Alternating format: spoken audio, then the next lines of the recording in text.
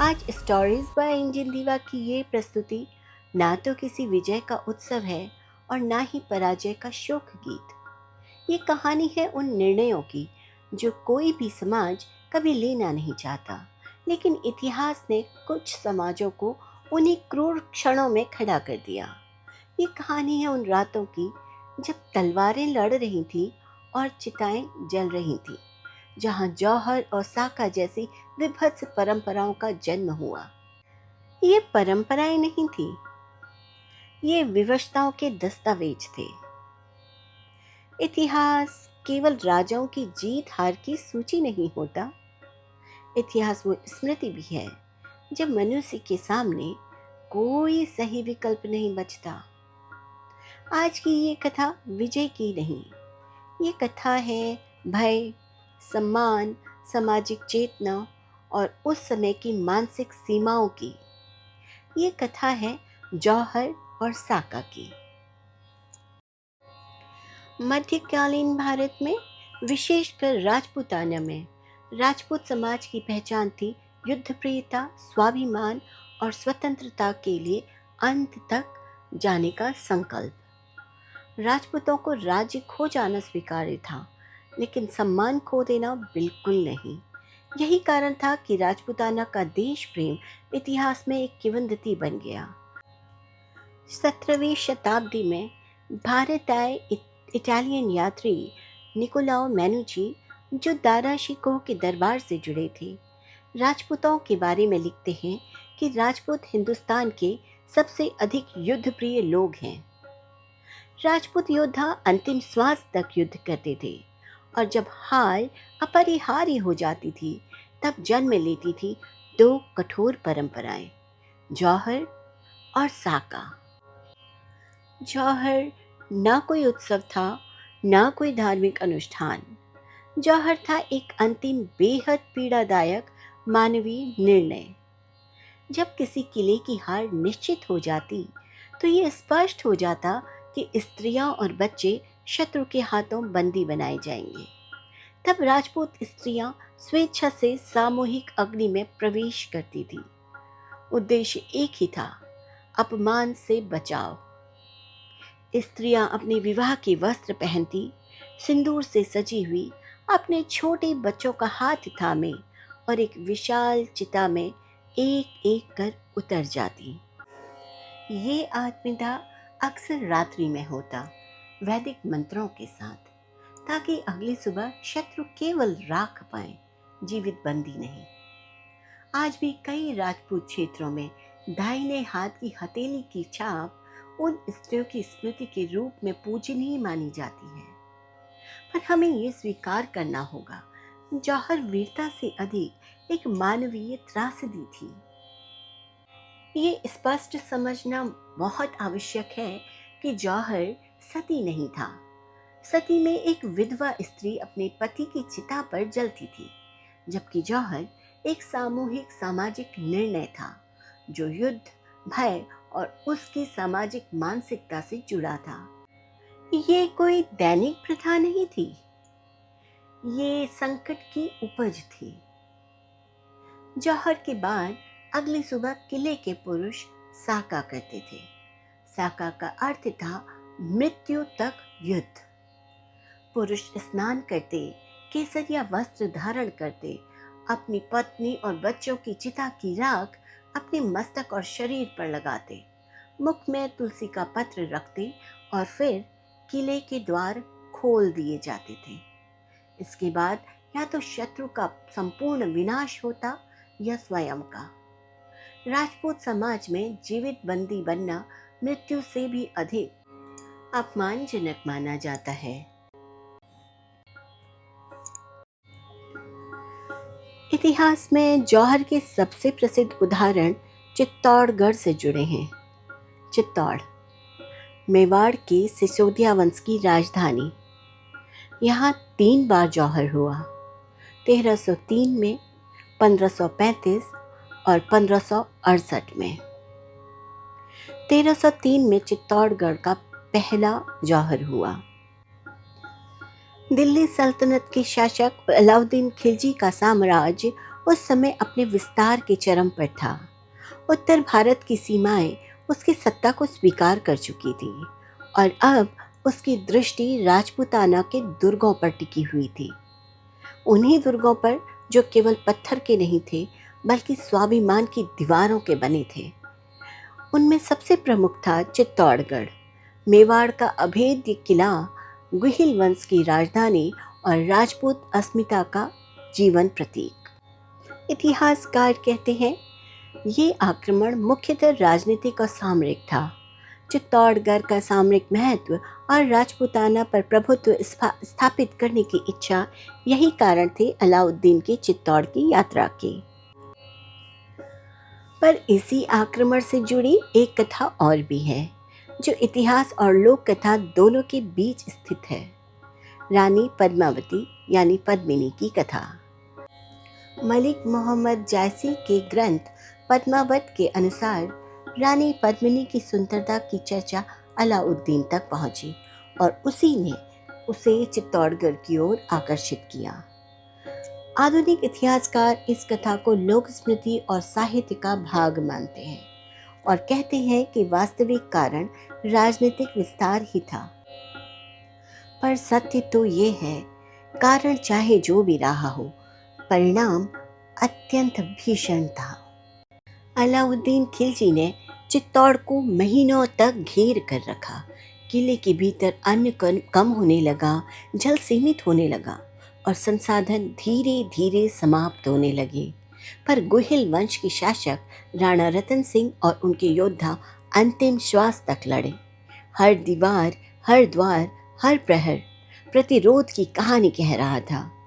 लेकिन महीनों की घेराबंदी के बाद ये स्पष्ट हो गया कि किले का पतन अब टाला नहीं जा सकता और तभी वो निर्णय लिया गया जिसे इतिहास पहला जौहर कहता है। राजपूत समाज की उस समय की चेतना में ये विश्वास गहराई से बैठ गया था कि पराजय के बाद स्त्रियों और बच्चों का शत्रु द्वारा बंदी बनाया जाना केवल व्यक्तिगत अपमान नहीं बल्कि पूरे वंश के समाज का अपमान है। जब यह निश्चित हो गया कि किला अगली सुबह गिर जाएगा, तब किले के भीतर एक मौन सभा हुई। कोई शोर नहीं था, कोई आदेश नहीं। स्त्रियों को स्थिति से अवगत कराया गया और फिर स्वेच्छा से, सचेत रूप से जौहर का निर्णय लिया गया। रात्रि के अंधकार में किले में एक गुप्त प्रांगण में विशाल अग्निकुंड तैयार किया गया। स्त्रियां अपने विवाह वस्त्रों में सजी, मांग में सिंदूर, हाथों में चूड़ियां। माताओं ने अपने छोटे बच्चों को हृदय से लगाया। आंसू थे पर भय नहीं। और फिर एक एक कर वो अग्नि में प्रविष्ट हुई।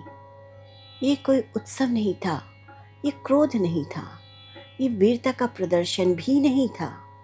ये था विवशता से लिया गया निर्णय। इतिहासकारों का अनुमान है कि रानी पद्मिनी के नेतृत्व में सैकड़ों राजपूत स्त्रियां इस जौहर में सम्मिलित थीं। इनमें राज परिवार की स्त्रियां, रानियां, सरदारों की पत्नियां और उनकी बेटियां, बच्चियां शामिल थीं। इतिहास और लोक स्मृति में आज भी रानी पद्मिनी का नाम श्रद्धा और गौरव के साथ लिया जाता है। इस भीषण त्रासदी की रात के बाद अगली सुबह सूर्य उगा, पर चित्तौड़ में उसकी रोशनी भी शोक से भरी थी। जौहर के बाद किले के द्वार खोल दिए गए। राजपूत पुरुष केसरिया वस्त्रों में थे, हाथों में तलवारें थी, पर शरीर में उन स्त्रियों की चिताओं की राख जिन्होंने स्वाभिमान को प्राणों के ऊपर रखा था। ये कोई साधारण युद्ध नहीं था, ये था साका। ये युद्ध जीत की आकांक्षाओं से नहीं लड़ा गया, ये युद्ध विजय की कामना से भी नहीं लड़ा गया। ये युद्ध था उस अंतिम प्रतिज्ञा का जहां मृत्यु भी सम्मान के आगे नतमस्तक हो जाती है। राजपूत योद्धा ये जानते थे कि लौट कर नहीं आएंगे, पर वो ये भी जानते थे कि उनका नाम इतिहास में कभी नहीं मिटेगा। 1303 का ये पहला जौहर राजपूत चेतना में गहरे अंकित हो गया। इसने आने वाली पीढ़ियों को ये सिखाया कि पराजय से भी अधिक भयावह सम्मान की हार होती है। और यही कारण है कि चित्तौड़ के बाद राजपूताना में जौहर और साका जैसे विभत्स पल केवल घटनाएं नहीं रहे, वो स्मृतियां बन गए। चित्तौड़ का दूसरा जौहर 1535 में हुआ, जब मेवाड़ एक बार फिर असाधारण संकट के दौर से गुजर रहा था। राणा सांगा, जिन्होंने बाबर तक को युद्ध भूमि में रोका था, वो अब इस संसार में नहीं थे। उनके निधन के बाद मेवाड़ की बागडोर उनकी पत्नी रानी कर्णावती के हाथों में आई। रानी कर्णावती केवल एक विधवा रानी नहीं थी, वो एक राजनीतिक निर्णयकर्ता, एक माता और संकट के समय राज्य की अंतिम आशा थी। उस समय गुजरात एक शक्तिशाली सल्तनत था, जिसका सुल्तान था बहादुर शाह। मेवाड़ गुजरात की सीमाओं से सटा हुआ था, रणनीतिक रूप से अत्यंत महत्वपूर्ण क्षेत्र भी था। बहादुर शाह मेवाड़ की बदलती हुई स्थितियों को समझ चुका था। एक युवा शासक जिसके कंधों पर राज्य का भार तो था, पर समय उसके पक्ष में नहीं था। किले के भीतर आंतरिक चुनौतियां थीं और सीमाओं पर संसाधन सीमित हो चुके थे। ऐसे ही क्षणों में इतिहास अपने सबसे कठोर निर्णय लेता है। सन 1535 में बहादुर शाह ने चित्तौड़ की ओर अपनी संपूर्ण सैन्य शक्ति आगे बढ़ा दी और एक बार फिर मेवाड़ के लिए ये चयन जीवन और मृत्यु का नहीं था। ये चयन था स्वाभिमान के साथ मरने या अपमान के साथ जीवित रहने का। चित्तौड़ फिर से घेराबंदी में था। इस बार संकट केवल बाहर का नहीं था, अंदर भी था। सेनाएं सीमित थीं, अन्न और जल का भंडार घट रहा था और सहायता की कोई निश्चित आशा नहीं थी। इसी संकट के बीच एक कथा जन्म लेती है जो इतिहास और लोक स्मृति दोनों में जीवित है। कहा जाता है रानी कर्णवती ने मुगल सम्राट हुमायूं को राखी भेजकर सहायता की अपील की। हुमायूं ने राखी को स्वीकार भी किया और सहायता का वचन दिया, पर इतिहास की त्रासदी यही थी, सहायता समय पर पहुंच ही नहीं पाई। आज इतिहासकार मानते हैं कि हुमायूं की सेना उस समय बंगाल अभियान में उलझी थी और दूरी बहुत ज्यादा थी। पर कारण चाहे जो भी रहे हों, एक बार फिर से चित्तौड़ अकेला पड़ चुका था। लगातार हमलों के बाद बहादुर शाह की सेना किले की दीवारों में सेंध लगाने में सफल हो गई। अब ये स्पष्ट हो गया कि अगले ही दिन चित्तौड़ गिर जाएगा और तब रानी कर्णवती ने वो निर्णय लिया जिसे इतिहास दूसरा जौहर कहता है। ये जौहर केवल सामूहिक भय का परिणाम नहीं था, ये एक रानी द्वारा लिया गया सचेत निर्णय था। रानी कर्णवती ने किले की स्त्रियों को एकत्र किया, स्थिति को स्पष्ट किया, कोई भ्रम नहीं, कोई झूठा आश्वासन नहीं, और फिर उन्होंने जौहर का नेतृत्व किया। एक बार फिर रात्रि के अंधकार में चित्तौड़ के भीतर अग्निकुंड सजाया गया। स्त्रियां अपने अंतिम वस्त्रों में, माताएं बच्चों को सीने से लगाए, राज परिवार और सरदारों की स्त्रियां एक साथ खड़ी थी। ये दृश्य भय से नहीं, अटल शक्ति से भरा था। और फिर रानी कर्णवती के साथ सैकड़ों स्त्रियां अग्नि में प्रविष्ट हुईं। जौहर के बाद अगली सुबह चित्तौड़ के द्वार खोल दिए गए। राजपूत पुरुष केसरिया वस्त्र में, हाथों में तलवार लिए, शरीर पर अपनी स्त्रियों की चिताओं की राख लगाकर युद्ध भूमि में उतरे। ये युद्ध विजय के लिए नहीं था, ये युद्ध था सम्मान के साथ मृत्यु के लिए। और इस प्रकार साका के साथ चित्तौड़ का जौहर का दूसरा अध्याय रक्त और अग्नि में लिखा गया। 1535 का ये दूसरा जौहर इसने स्पष्ट कर दिया था कि जौहर केवल भय की प्रतिक्रिया नहीं था, बल्कि उस समय की सामाजिक चेतना का ही परिणाम था। रानी कर्णावती इतिहास में इसलिए याद नहीं की जाती कि उन्होंने जौहर किया, बल्कि इसलिए याद की जाती है कि संकट के क्षण में उन्होंने नेतृत्व किया। चित्तौड़ का सबसे तीसरा भयावह जौहर 1568 में हुआ। चित्तौड़ ने उस रात नींद नहीं ली। वो रात चित्तौड़ के इतिहास की सबसे लंबी थी, सबसे अंधेरी थी और सबसे निर्णायक थी। चारों ओर से मुगल सेना का घेरा अब पूरी तरह कस चुका था। तोपों की गर्जना अंधकार को चीर रही थी। प्राचीरों में दरारें पड़ चुकी थी और किले के भीतर अन्न और जल तेजी से समाप्त हो रहे थे। अब कोई भ्रम नहीं बचा था, कोई सहायता अब नहीं आने वाली थी। ये स्पष्ट हो चुका था कि चित्तौड़ की पराजय अब केवल समय का प्रश्न है। मुगल सम्राट अकबर उत्तर भारत में अपने साम्राज्य को स्थिर कर चुका था, पर चित्तौड़ मेवाड़ का गौरव, सिसोदिया वंश का प्रतीक और मुगलों की अधीनता स्वीकार न करने वाला अंतिम सबसे बड़ा दुर्ग अभी भी अडिग खड़ा था। अकबर के लिए चित्तौड़ केवल एक किला नहीं था, वो एक संदेश था, और उसी संदेश को झुकाने के लिए सन 1567 में मुगल सेना ने चित्तौड़ की घेराबंदी कर दी। ये घेराबंदी महीनों तक चली। समय के साथ किले के भीतर स्थिति और भयावह हो चली। घोड़े मर चुके थे, भोजन समाप्ति की ओर था, घायल योद्धाओं की संख्या दिन प्रतिदिन बढ़ रही थी। हर प्रहार के साथ दीवारें और अधिक कमजोर पड़ रही थी। और तभी राजपूत सरदारों ने निर्णय लिया जिसे अब टाला नहीं जा सकता था। 22 फरवरी की रात किले के भीतर एक अंतिम सभा हुई। कोई भाषण नहीं था, कोई झूठा साहस नहीं, कोई दिलासा नहीं। स्त्रियों को स्थिति से अवगत कराया गया और उसी मौन में एक निर्णय स्वयं आकार लेने लगा। इस निर्णय के केंद्र में थी रानी फूल कंवर, उनके साथ चित्तौड़ की असंख्य स्त्रियां, और फिर जौहर का निर्णय लिया गया। इतिहासकार अब्दुल फजल के अनुसार उस रात लगभग 300 स्त्रियों ने जौहर किया। उनमें थी 9 रानियां, 5 राजकुमारियां, उनकी पुत्रियां, 2 शिशुपुत्र और अनेक सरदारों के परिवार की स्त्रियां। रात्रि के अंधकार में किले के भीतर विशाल अग्निकुंड प्रज्वलित किए गए। स्त्रियां अपने सुहाग के वस्त्रों में थीं। बिना विलाप, बिना चीख पुकार माताओं ने अपने बच्चों को हृदय से लगाया और फिर एक एक कर वो अग्नि में प्रविष्ट हुई। ये दृश्य वीरता का नहीं था, ये उत्सव नहीं था, ये थी अंतिम विवशता।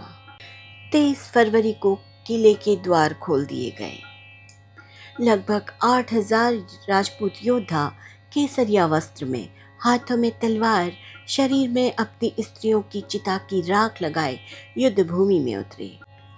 ये युद्ध जीतने के लिए नहीं था, ये युद्ध था सम्मान के साथ मृत्यु को गले लगाने के लिए। एक एक कर योद्धा गिरते गए, पर पीछे हटने का कोई विचार नहीं था।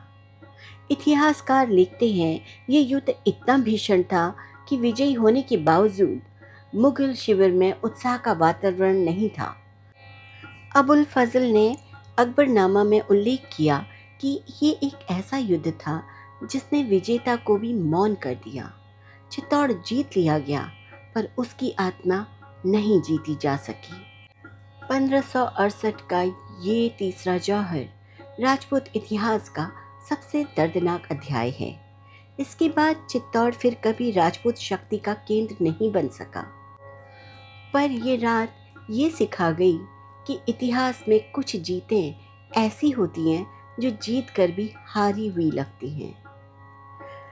इतिहास का उद्देश्य महिमा मंडन नहीं होता, समझ पैदा करना होता है। जौहर और साका न आज के लिए आदर्श हैं, न भविष्य के लिए प्रेरणा, पर इन्हें समझना आवश्यक है, क्योंकि ये हमें बताते हैं कि एक समय था जब समाज के सामने कोई सुरक्षित विकल्प नहीं था। ये परंपराएं वीरता से अधिक उस दौर की त्रासदी की गवाही हैं। आज जब हमारे पास कानून, अधिकार या फिर दूसरे विकल्प है, तब जौहर और साका हमें याद दिलाते हैं कि स्वतंत्रता और सम्मान कितनी भारी कीमत पर मिलते हैं।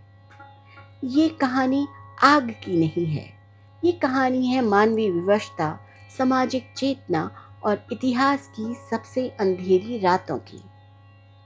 इतिहास सिर्फ याद करने के लिए नहीं, समझने के लिए होता है, ताकि भविष्य में किसी समाज को फिर कभी ऐसे निर्णय ना लेने पड़े। मेरी ये इस प्रस्तुति ऐतिहासिक संदर्भों पर आधारित है। इसका उद्देश्य किसी भी प्रथा को बढ़ावा देना या उसका महिमा मंडन करना नहीं है, बल्कि इतिहास को समझना और स्मरण करना है। आपको मेरी कहानियाँ कैसी लगती हैं, आप मुझे बताएं। मैं और इस तरह की कहानियाँ आप लोगों के सामने लेकर के आऊँगी। बस आपसे एक ही विनती है, मेरे चैनल को सब्सक्राइब करिए, लाइक करिए और दूसरों के साथ शेयर करिए, ताकि ये कहानियाँ औरों तक भी पहुँच सके। हमारा इतिहास हमारे लिए हमारे भविष्य की प्रेरणा है। तो ऐसे में चलिए अपने इतिहास को वापस जानते हैं, समझते हैं और एक दूसरे को समझाते हैं। धन्यवाद।